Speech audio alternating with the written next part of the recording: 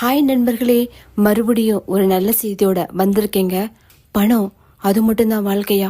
உடம்பு சுவர் இருந்தாதான் சித்திரம் வரைய முடியும், அப்படிதானுங்க? ஆமாங்க, பணத்தை இருக்கிறதுக்கான மனசு நல்லா இருக்கணும்னா முதல்ல உடம்பு நல்லா இருக்கணும் இல்லையா? இப்போ உள்ள காலத்துல என்னென்னவோ நோய்கள் வருது.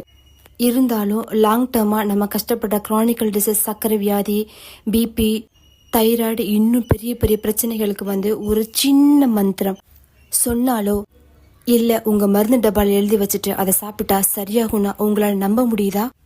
ஆமாங்க, நம்ம மகா பெரியவர் அதுக்காகவே ஒரு அழகான வார்த்தையை கொடுத்திருக்காரு. குஞ்சித பாதம் சரணம். இது என்னம்மா குஞ்சித பாதம் அப்படின்னு தானே யோசிக்கிறீங்க.